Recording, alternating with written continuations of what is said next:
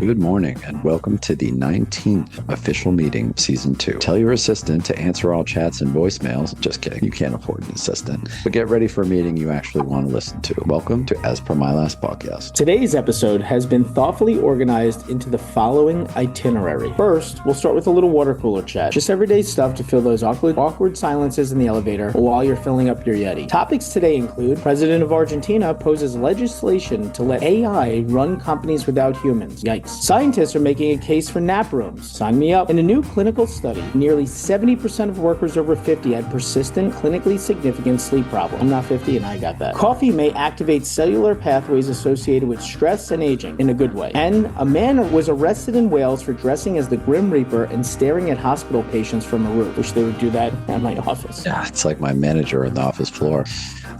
Next, we'll move into our main discussion topic, realizing your talent at work or not. And finally, next to finally, we'll wrap with our favorite weekly initiative, Fuck 'em All Fridays. This week, we aim our collective hatred at people who don't block their calendars when they're busy, as if we should read their fucking minds. But then in the actual last and new segment, the coverage doc, we're going to give you some guidance on whether you should spend your free time watching the movies The Last House, a new Spiderman flick, the book Demon Copperhead, or the show The Prodigal Son. So unlike going golfing during a long outdoor brainstorm, this is a safe space for every corporate employee. So lift your head above the laptop screen every so often and try to survive the inbox avalanche. So thank you all for attending today's session. Your participation is optional, your frustration is expected, and your sanity is still under review. Let's get started. As per my last podcast with your host, Greg and Eric.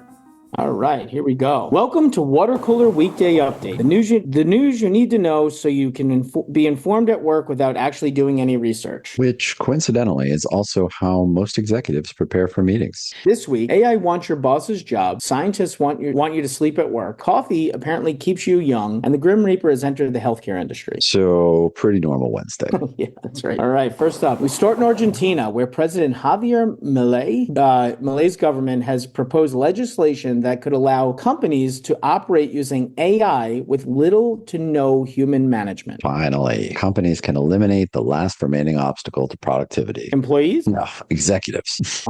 Imagine an entire company run by AI. No CEO, no management, no HR. Just a computer sending you an email at 4:57 on Friday saying, quick question. Oh no, them too? Honestly, how do we even know the difference? You'd know because the AI would eventually say, based on available data, this meeting could have been an email. And immediately the entire consulting industry has collapsed. Right? Imagine getting laid off by an AI CEO. After probably be more sympathetic. Well, yeah, probably more human, right? Right. After reviewing your performance, market conditions, and organizational priorities, we have determined your position is no longer necessary. Okay, can I speak to your manager? I am the manager. HR? Also me. Severance? Error 404. Yeah, still somehow more compassionate than your last reorg. Next up. Meanwhile, scientists are making the case for companies that they should provide nap rooms at work, arguing that short naps can improve alertness, productivity, and performance. We did it. What? We have officially reinvented kindergarten. We got naps, snacks, coloring. And the one kid who cries every time his mom drops him off. Yeah, definitely eats glue. Except now that kid is 42 and crying in the parking lot before 9 a.m. I feel a little bit personally attacked by that, but I love the idea of corporate nap rooms, though. Until your company implements them. Exactly. You hear nap room and picture a quiet, dark room with comfortable beds. Corporate hears nap room and gives you a folding chair inside the supply closet. I can only assume these are the same people that designed the sleeping chair for dads in the hospital maternity ward. Right, with Teams installed on the pillow. You have to reserve it through Outlook. It will absolutely be a nap room policy. Absolutely. Employees are permitted one 12-minute restoration sleep period per quarter. Please remember to charge all dreaming to the appropriate cost center. And somehow your manager schedules a meeting during your nap. I noticed your calendar said unavailable. Thought this might be a good time to connect. And that will also mean they can start doing that all night long. Yeah, what's the difference? Sleep and nap and, long term. Right. Oh, geez. Anyway, and maybe we actually need those nap rooms because a new clinical study found nearly 70% of workers over 50 experience persistent, clinically significant sleep problems. 70%? Yep. So basically, after 50, your body stops recognizing nighttime as an opportunity to sleep and starts treating it like an 8-hour performance review of every mistake you've made since 1997. 2:13 a.m. Remember that weird thing that you said to Steve at the Christmas party? No. Your brain. Well, we're going to workshop it. And you've got work in 6 hours. Which explains why your 55-year-old coworker is already online when you wake up. You're thinking, wow, Frank is dedicated. Frank hasn't slept since Tuesday. Frank isn't dedicated. Frank is hallucinating. He's been staring at Excel for so long, he's starting to understand the formulas. Yeah, that's when you know it's time to seek medical attention. Yeah.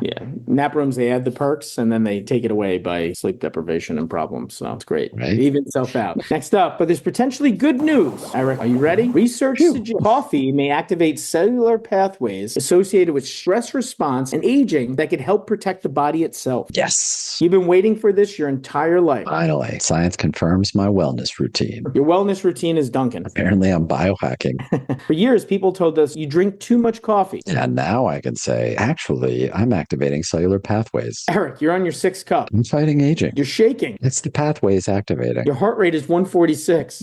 But my cells are fucking thriving. This is fantastic news for corporate America because coffee has basically has been keeping the workforce alive for decades. Yeah, especially including those 50-plus-year-olds, apparently. And coffee isn't even a beverage anymore. It's an infrastructure. Take coffee out of American offices tomorrow, and by 10:30 a.m., the entire economy collapses. Microsoft Teams, offline. Stock market, closed. Airports, abandoned. One guy at Home Depot, still working. How? Okay. Allegedly. And finally, we go to Wales. Not the animal, the country, where a man was arrested for allegedly dressing as the Grim Reaper and staring at hospital patients from a nearby rooftop. Jesus Christ. No, Grim Reaper. But imagine being in the hospital looking out your window. And there's the Grim Reaper just standing on a roof staring at you. At that point, I'm ripping my IV out. Sir, you need to stay in bed. The fuck I do? He found me. The worst part is you don't know who he's looking at. That's what makes it terrifying. There's 12 hospital rooms facing that roof, and everybody's thinking, is he here for me? Nurses are closing the blinds. Why are you closing that? No reason, Mr. Johnson. Let's just focus on getting that blood pressure down. Is that a scythe? Mr. Johnson, stress is not good for recovery. Also, what was that guy's plan? Yeah, that's what I want to know. You wake up in the morning, drink your coffee, Activate the pathways, put in your Grim Reaper costume. check LinkedIn. That's where it probably started. Congratulations, Sharon, on 5 years at Deloitte. Right. Then you're already dead inside. Then you climb onto a roof access from a hospital and just stare at sick people. That's not a hobby. That's a LinkedIn influencer with a very specific niche. I'm excited to announce that I've accepted a new position as Regional Director of Mortality. After an incredible journey, I'm humbled to begin my next chapter, I'd like to thank everyone who helped me along the way. especially the patients in room 304. Jeez. Oh, that is wild. And that's your water cooler weekday update. So AI is taking over management. Employees are sleeping at work, although they can't sleep at night. Coffee's keeping us alive. And if you happen to look at out your office window and see the Grim Reaper staring at you, Relax. it's probably just HR. Reorg season. On to the main topic. Here we go. Right. So our main topic this week is about talent and realizing it versus how the corporate life sucks it out of you and or changes what you think of it and whether or not you get a chance to use it and all the things related to that sort of innate talent you think you got inside versus what you get to do with yourself. Yeah, it's been pretty rough. I know I've been struggling with this. We've been playing the corporate game for many years now, and it always resonates. The line in the Bronx Tale where he says the saddest thing in life is wasted talent. And as I sit at my desk behind a computer, going through the motions of corporate life, I realize that I may be good at my job, but I feel like my real talents are going to waste. And I don't even know exactly what those true talents are or what I'm passionate about, but I can tell you what I'm not passionate about, and it's fucking doing this stuff day in and day out. Well, it's funny, talent has to be defined based off what is actually valuable, because the idea is it's what you're innately better at, right? It's like something you were born better at. So, but not everything you're born better at is actually worth a shit. I'm double jointed in my thumb, but that doesn't really make me talented. I was just born with that. Makes you different. Yeah, exactly. It makes me really flexible in the thumb, but it hasn't helped me much. But then when it comes to work, it's there's just certain things where there are talents that you have innately, and then work encourages you to find certain things about yourself valuable that probably, at least in some cases, don't align with what you would think would be valuable otherwise. Like being really good at, filing or emailing or something, is that really talent? In a work setting, it might be, but, are you going to look at the end of your life and look back and be like, man, thank God I could use my innate email talents, you know? Yeah, well, it's interesting because corporate America, let's say you're a great writer, right? I know you like writing. And I'm sure when you first started out, you could write the best email possible. And it's punctuality is fantastic. It's very thorough. And then as you progress, it's like, well, we got to shrink these emails down. And you almost have to take whatever level you could write at, let's say like college level writing, and then you have to make it so that a fourth grader could interpret it. And then you're told, no, make it even less so that an executive could read it in 3 seconds. So it just constantly dilutes that ability. Corporate doesn't really embrace that piece of people that helps identify that talent and how it could be applicable. And I feel like in corporate America, a lot of the things that you're good at aren't even celebrated or aren't even identified. There's no pathway for them to say, wow, you're a great writer. We could use you for, to work on copy or whatever the hell it might be. It's like, no, we're not gonna go that way. You were hired for this job and you stay here until you either leave or we fire you. Yeah. I mean, to your point, it's like even the stuff that you think would be applicable and would like kind of overlap in the Venn diagram of what you consider to be worthwhile talent and what they do, like writing, they don't want what I think makes good writing. They want, to your point, my ability to boil down complicated shit into really easy to read bullet points for some executive to scan before he has to talk to somebody and, claim all my ideas, like I can't tell you how often I write the same email. Like people don't want me to be creative. They want it to be like easy to figure out what I actually had to say so that they can scan past all the nicety shit. It looks the same every time, Yeah. The same gray paint over and over and over again. Yeah, but it's grayish. I happen to think like corporate life is typically they ask like, what can you do for us? And really they should flip the question to what are you capable of? And I feel like that would open up. So like we're all miserable across the board. If somebody's listening to the show, chances are you listen to it because you identify that corporate life sucks. We hate it. And there's a lot of varying reasons that we all hate it, right? But if they at least identified a talent that you have and they embrace it and they apply it and you feel needed and being able to apply that talent somewhere, you'd probably hate work a little less, but they don't do that. They don't do that. They just essentially say, hey, you're a race car. You're fast, you're sleek, you're great, but we just need you to pick up some groceries, 100%. Like, yeah. Well, yeah. And I mean, it's hurting both of you. I mean, I think that's like the part of what's so frustrating about it is that they're like, man, if only we had some fast way to get around, and they're like, shut up, race car, go back to get us, another coffee run or whatever. It's like, well, no, I'm right here, Yeah. And that's the same company that'll hire 50 people for that role that completely just turn left and right. It's like, man, if only we had a base of employees that we could identify that might be able to fit into this skill set. And I know that there's charts that companies try to identify. It's like, hey, fill this out, create a profile for yourself, like great at Excel, great at this. And then some companies may try to do that, but it's still fitting it into their mold. It's not really like, hey, how can we take this talent? We're paying this person. How can we maximize the benefit of them towards the company? And also in the same, like give them a reason for being, but it never works that way. It's, you think about like misaligned talent. You may be genuinely great at your corporate job, but that's just because like you've had 15 years of doing the same monotonous bullshit over and over again, like tying shoes. Like everybody's a great shoe tire, and then, like you either hate using that talent that you've identified. It's like, yeah, I'm good with customers and people, but it's like, I don't like that. Like I hate all these fucking people. I hope they rot in hell. And then, for example, like being good at accounting doesn't mean you were put on earth to stare at an Excel sheet until your fucking eyes turn red. Like it's just, there's different levels of identifying like your talent versus the way the company needs it. And you may also find that there's conflicting issues where you're really good at that thing in corporate America, but you fucking hate it because it's corporate America. It's tough. Right. Yeah. I mean, I think one of the things you learn as you get older, like when you're young, I think talent becomes particularly important because you're all racing to get to a place of proficiency, right? So you're like, oh, these people are getting there faster because they must have some sort of innate talent. They're starting on second base, whereas I'm over here starting at the home plate or whatever the case might be.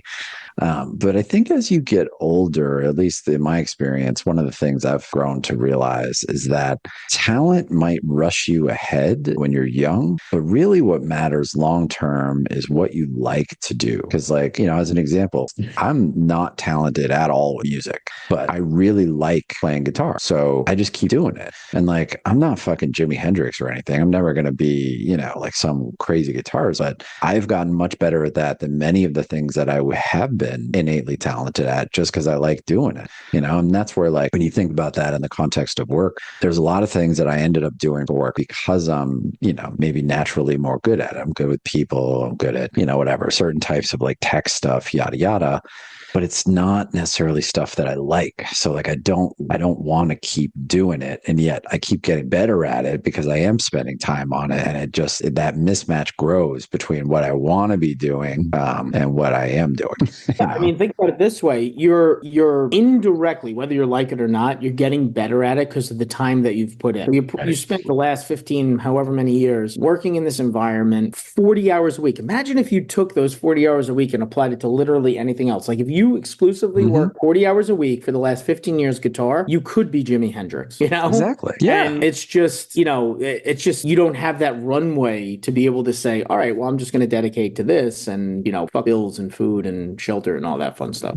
Well, that's what I mean. So it's like, okay, talent is important. And I mean, it's interesting to think about as far as like how it relates to what you want to do with your life. But like, you hear a lot of these guys like Scott Galloway and a lot of these, people being like, oh, don't follow your passion. Like your passion is, it's bullshit. You need to figure out what's valuable and what you can get paid to do, whatever you're naturally good at. That way, it'll be easier for you and you can try to make more money and then money will make your life easier. And on some levels, I'm like, yeah, I get why he's saying that. But on the other side of that coin, though, is that you end up kind of where we're at, right? Which is like, I did kind of do that. And now, great, like I make a better salary than I would had I been working at McDonald's this whole time. But now I'm really, really deep in a rut of doing one thing that I don't necessarily want to be doing, Yeah. I used to always think in terms of, oh, this is the industry I want to get into, but I don't know what it is because I at least have a general interest in that. Let's say I want to work in sports or entertainment, whatever it is. It's like,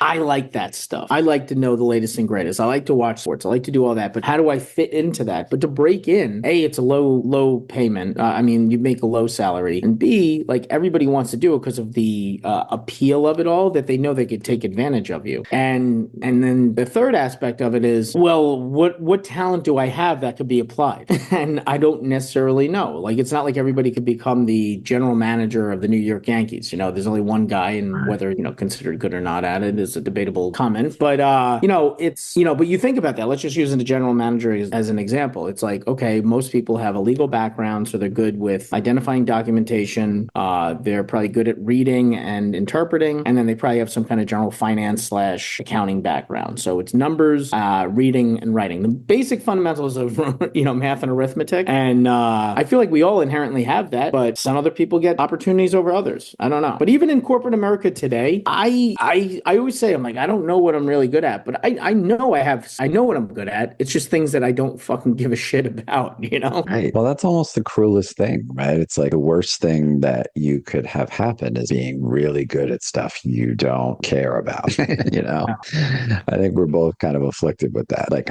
in some ways I look back and I almost think, man, what if I sucked at this stuff that we do for work this whole time? And then to your point, I was kind of forced to do more of the stuff I like, more that maybe, say we had started podcasting 15 years ago or whatever. I don't know, whatever.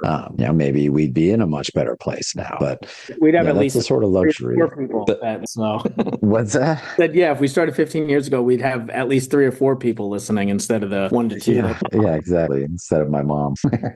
But still, I mean, it is one of those things where you start to wonder, like and it also makes you wonder about yourself a little bit, right? You're like, what is this? Why would there be a disconnect between what I am naturally good at and what I like? Like, why don't I like what I'm good at? Like, I don't know. It's weird. I think it's because we have feelings, right? And you're working and when you're doing something, like when you're probably writing, right? You sit there and like your body responds positively. Like your brain is flowing, you're writing, you're doing, like you could tell it's something that you care about with the way your body responds. But when you're at work, you don't get that same support, like in that internal feeling. You just get less less anxiety because you're finishing something. But there's no like application of talent to any of that shit. And it's tough. Like, and I know that there's a difference between being good at something and loving something, but there's got to be a happy medium. And I would suffice it to say that a vast majority of people that hate their jobs today or are miserable in corporate America today are because they're doing things that 10, 15, 20 years ago, when they were a kid, when they were going through college, whatever it might be, like this is not how they view their life. And it's almost like a giant like realization that you're disappointed that you didn't apply yourself more, you weren't able to use certain skills more. And it's a real tough pill to swallow. I'm struggling with it myself. I'm like, I'm better than this, and this is what I'm stuck doing. Yeah, I think there's a weird thing about how, on the face of it, you're like, well, money is not meaning, right? Like you get money from these things, but that's not meaningful necessarily to you.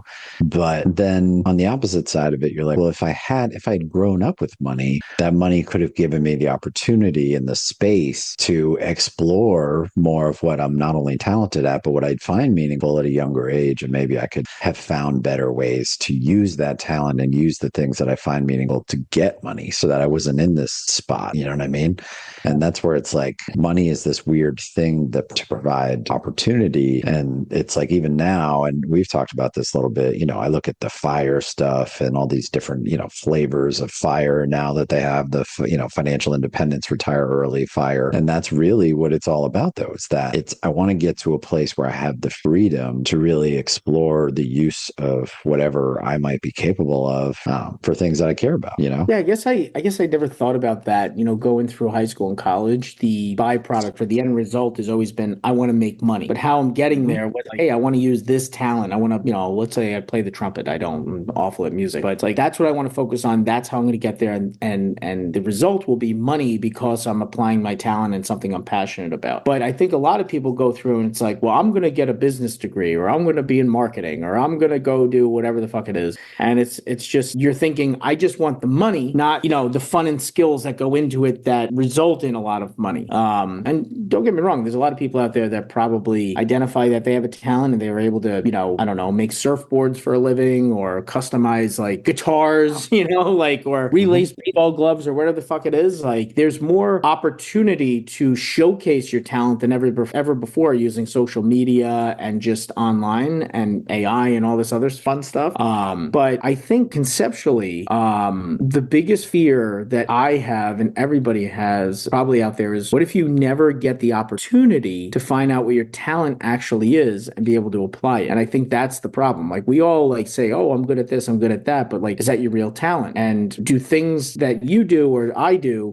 and it comes easy to us? Or are we just like so good at it? And is that really what our talent is? I don't know. It's a tough spot. Yeah, I mean, I think that's what makes a good life at the end, right? Is the people that have had the opportunity to do what they're talented at and what they also care about. So like finding in the Venn diagram of the circle of things you're talented at and the circle of things you give a shit about, like wherever that thing overlaps, like that's the sweet spot. And I think very few of us get both of those things. I think a lot of us end up doing stuff we care about and then struggle through life, or we do stuff we're talented at and we feel this meaninglessness.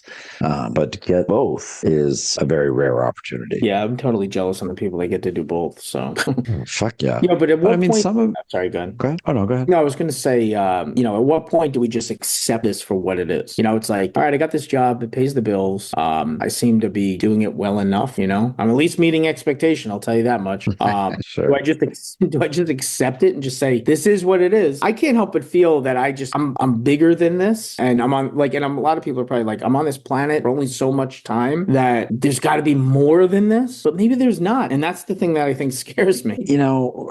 I know you had this to some degree too, like growing up not having a lot. I just grew up with this feeling that I needed to, and although I definitely veered from this in college and got an English degree like an idiot, I actually still thought at the time that whatever my degree was would get me a good job. Like that was the shtick that I had bought from my guidance counselor. So I didn't even think that was being like, now I look back and I'm like, oh, that was irresponsible. But I actually didn't think that at the time, as stupid as that might sound now. But like, I was in the same boat. When you grow up with nothing and you see your parents struggle to put food on the table and stuff, and like the way that they're like sacrificing what, through jobs that they fucking hate, you're like, I'm good. I'm not not going to do this. I'm going to be better than this or whatever. And yeah, like fuck those guidance counselors for the direction, because they're just guidance counselors and they're guiding you into debt, or Yeah, like, there was not very much counseling or guidance provided. But like what I think about though is that at that time I could not imagine a future where I had enough money to not feel like I need to just keep getting more money. Like at that time I was thinking of everything as like, okay, how do I get to a place where I can afford to pay my bills and to have enough food consistently so like I don't die? And now like I think, neither of us I don't think are like fucking, we're not exactly like Bill Gates or Elon Musk over here.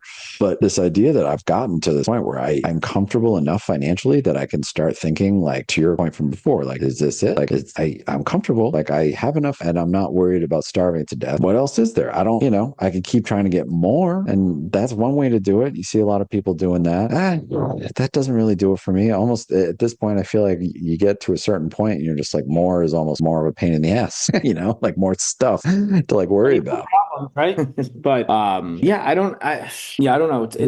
I never expected to get here, I guess is what I mean. Like I didn't think I'd ever hit this point without hitting the lottery, Oh, I think we fall into like a smaller bucket of wanting more, but we collectively are probably in spots where we should be happy and we're like, this is good. Like we've made it, And Right. like I remember the days where I'm like, oh, overdraft fee.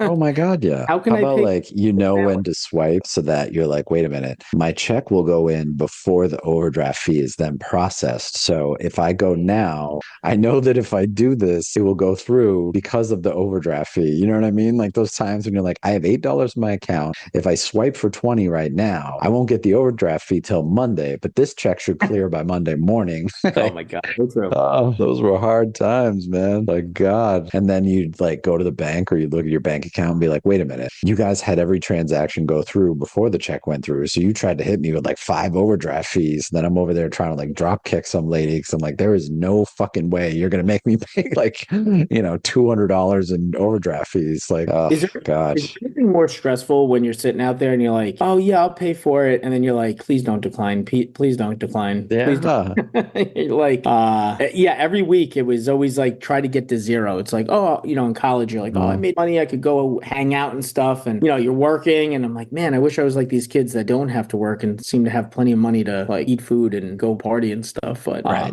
yeah, I mean, there's a lot in life that I should be extremely happy about. It's just from a career perspective, I feel like I'm just, like I said before, I think I'm better than what I'm doing. I just don't know how to apply that, from a career perspective. I feel like I'm just stuck. I guess I'm just stuck. Sure, everybody out there is still stuck at this point in time, and it's hard to figure it out. It's also even they don't tell you this part about working in corporate America. It's that once you get in an industry, you better pray to God it's a fucking good industry, because you're going to get pigeonholed, and it's very hard to pivot from that industry. My God, the pigeonhole is one of the worst varieties of holes. Yes, You it are. is the never-ending hole. Yeah, no, it's true, man. I mean, and it's funny. I just never thought I'd be in a spot where I had it good enough to worry about what my talent is instead of just worrying about like, how do I just get as much as I can, So I guess I'm grateful for that. I'm grateful that we're in a position we could even be doing something like this. But at the same token, there is a degree to which I'm like, I'm too young to keep doing this for the rest of my life. I got to get more out of it than this. So I got to figure out how to So do many that. hours in a day, so many days in a year. Mhm. It's just kind of how it is. I So think many that- years in a life. Yeah, that's true. And it's very difficult. I think more people now are consciously aware of how fast things go and how they're trying to accomplish as much as humanly possible, but like travel, find a job that's meaningful, raise a family, do all these things. And you're trying to do all those things, but also find a level of happiness. And it's a very difficult balancing act. And there's a lot more exposure to all these things that your family or friends or even people that aren't even directly related to you in your everyday life are doing. And it's not that keeping up with the Joneses aspect, but I think it's just that fear that things can end at any given point in time. So you better hope that you're making the most of it. Yeah, I mean, I think it's a funny spot where it's like I made what I feel like are responsible decisions. And sometimes I see people out there who made what feel like irresponsible decisions, but because they stuck with something so long, they found a way to do that thing in some sort of form or another where they can survive doing it, this thing that they love. And I'm envious of those people. Like, I don't give a fuck about the people that have the Lamborghini. Like, Lamborghinis are cool, but what I'm really envious of is people that spend their time doing something that they care about, you know?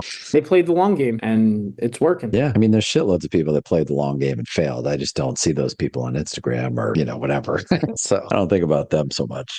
I saw this quote. It said, maybe wasted talent isn't failing to use something you're good at. Maybe wasted talent is spending your entire life getting better at something you never wanted in the first place. I thought that was a very profound statement. Yeah, it's pretty much what could be put on my fucking tombstone. One of the interesting cliches about talent is they say it doesn't grow on trees. I would argue that it does. I think everybody has a talent at something. And I think it's very common to be talented. I think it's very uncommon to have the opportunity to use that talent and then to use it for something you care about. And so, toward that end, I mean, I'd be curious what people at home think about that or what they think their talent is or where they see talent.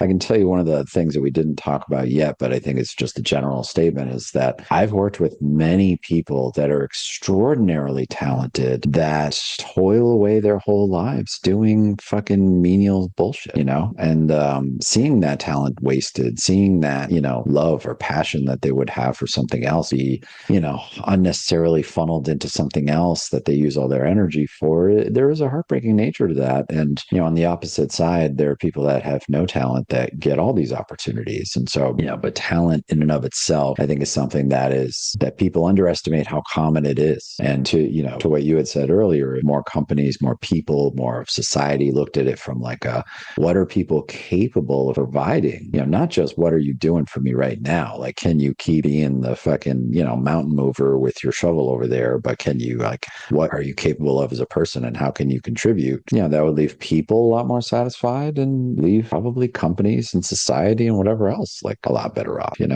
I mean, just for transparency purposes, I think you and I had a collective light bulb moment where we're like, well, if we're stuck in this corporate monotonous bullshit, we might as well try to do something that sort of kind of harps on our talent, and that's why we started this podcast, and we have some of the Instagram stuff that we started and some of the creatives, because it's just opening a part of our brain that at least gives us hope, Yeah, it's using that talent for something that we care about. Like, I think we're both talented at connecting with people and talking and, relating information. And I care about people feeling less alone that are out there in these work worlds the way that we've been. And this has been an opportunity, an outlet to marry those things, So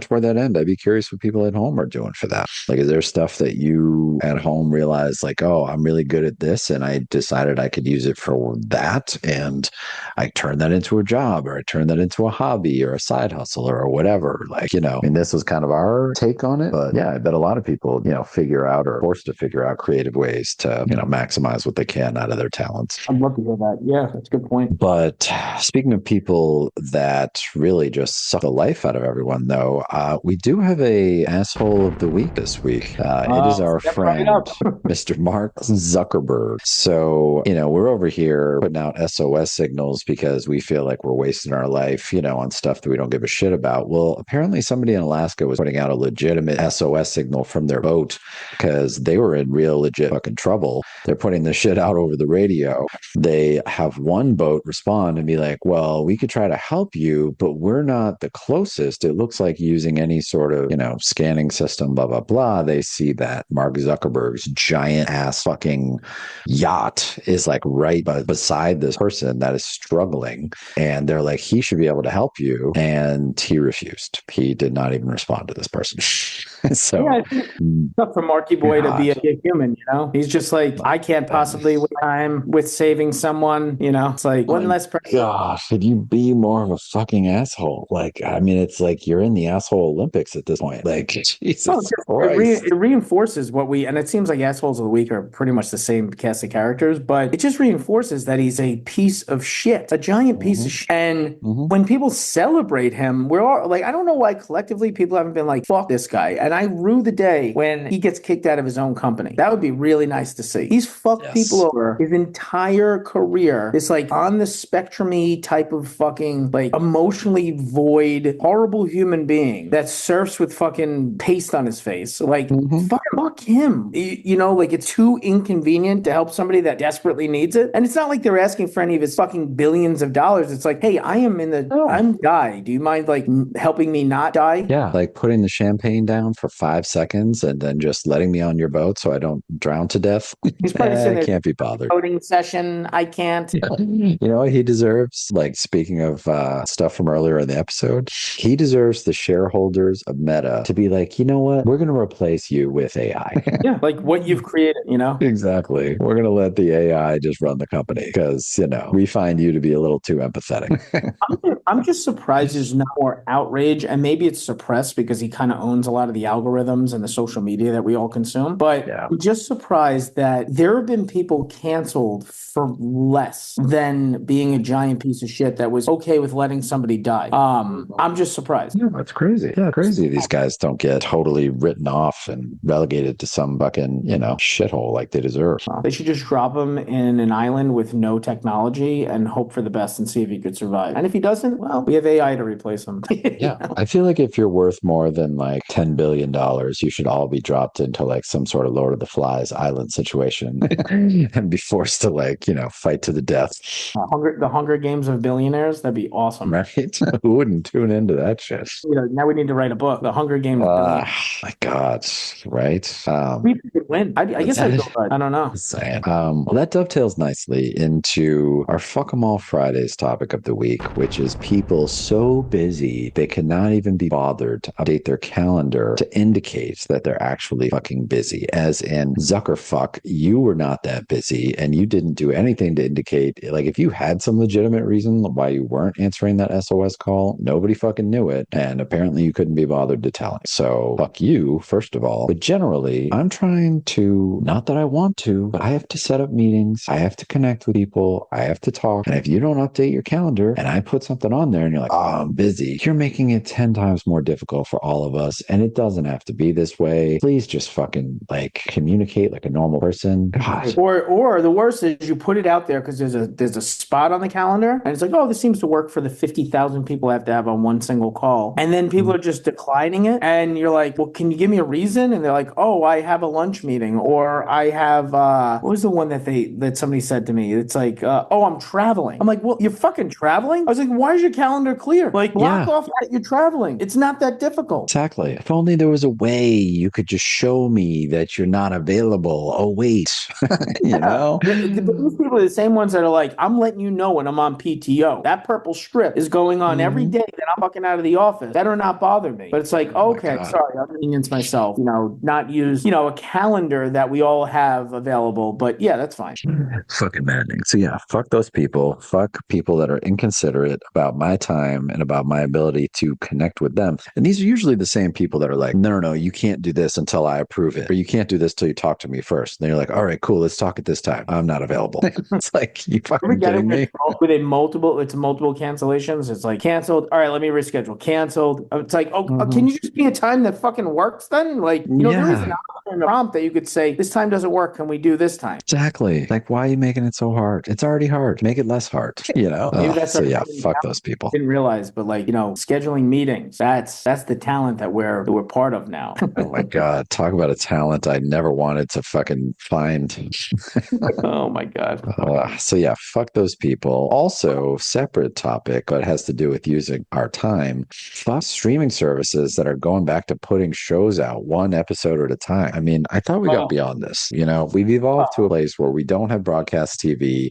You don't have to wait all week for the episode to come out on Sunday.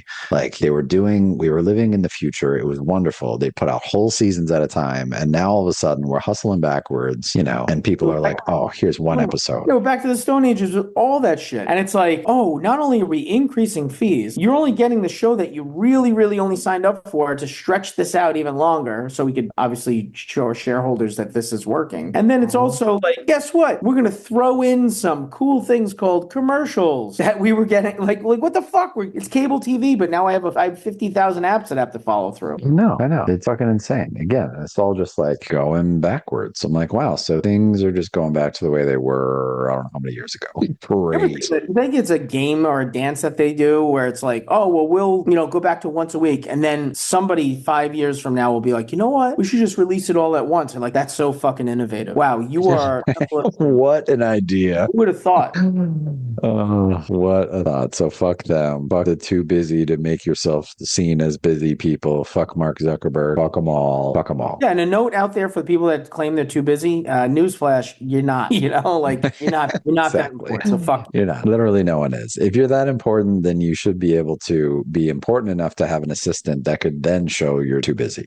So like either way, there's no excuse. Oh, no, that felt good. So fuck them. So our last, but certainly not least segment is our new coverage doc. So in this episode, we are going to do the abbreviated version, which is the coverage doc, which is the part of the show where we remind ourselves work is not supposed to take over our life, but it's supposed to be in support of it. So we provide a quick review of a few things we attempted to use to forget about work for a minute. It's not going to be any corporate lessons, no productivity hacks, frustration about office politics, honest reviews about stuff that hopefully can help you to figure out how to use your free time. So here we're going to do some quick grades on some things we watched or read this week. And then to hear the full reviews, please check out our bonus episode for season 2, episode 19, the coverage doc, to hear how we felt about these. So I think, Greg, you might have seen a movie or two this week. I did, and it was great. It's called The Last House. It's a Netflix movie. I think it's a new movie that was released. Weekday grade. It's okay to put on in the background. Doesn't require a whole lot of paying attention. It's not like some kind of profound type of movie. I gave it a C. It's good enough. Weekend grade. I don't recommend spending any of your free time wasting it watching this movie. I gave it a D. That makes sense. Yeah. Another show on Netflix that I watched, or actually just finished, there's a couple seasons out there. It's called Prodigal Son, about the son of a serial killer who is now an FBI profiler. It's the sort of show that is like super cathartic and easy to watch. You can definitely doom scroll, do other shit, look up, see something funny or interesting, and then look back down. So for the weekday, great. I gave it an A. Weekend, though, like if you actually were looking at it the whole time, you'd be like, oh, that makes no sense. Oh, that's dumb as fuck. So weekend, I gave it a C minus. Awesome. Next up, recently just saw the smash hit Spider-Man Brand New Day. I just want to go on record and say, like, Marvel typically knocks things out of the park, and this is another example of how great Marvel is at creating movies with substance. Spider-Man Brand New Day is by far one of the best Spider-Mans that have been out. It is on a rather long run time. I think it's inching at 2.5 hours, but high level weekday grade A+, weekend grade A+. Highly recommend going out and seeing it. We'll go in a little bit more detail with that one in our extended episode, but fantastic movie. Nice. Looking forward to that one.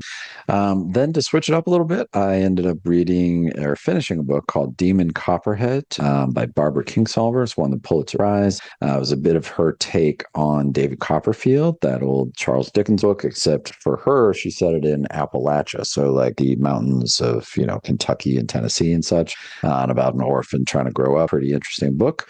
For the weekday, I gave it a C minus, as in it wasn't super easy reads as far as like stuff you could just kind of breeze through, like a Jack Reacher book. But weekend, I gave it an A. Thought it was a great book, worth reading. Glad I spent the time. So that is the abbreviated coverage doc segment for this episode. I think we have one last bit to end on, our words of wisdom for the week. I think that came from Greg. Yeah, I saw this online. I'll just start off. The most dangerous form of blindness is believing that your perspective is the only reality. And that's Nietzsche. And I thought it was great. It was a way to open your eyes and just see more to the world out there. Oh, it's the truth, man. Easiest thing to do is to forget everyone else sees shit differently. Yeah. One eye is two-dimensional, right? Two eyes is three-dimensional. But anyways, all right. So that was a great episode. Thank you, everyone, for listening. Please give us a like, follow, or subscribe on Spotify, Apple, Substack, or wherever you get your podcasts. We'd love to hear from you, hear what you're reading, hear how you're dealing with the burnout and the office bullshit. Or if you're interested in being on the show, please give us a shout at aspermylastpodcast@gmail.com, and then take a look at our Substack and our new comic strip, the supply closet. We look forward to listening on a future episode. Thanks all. Thanks all. As per my last podcast with your host, Greg and Eric. I have enough and I'm not worried about starving to death. What else is there?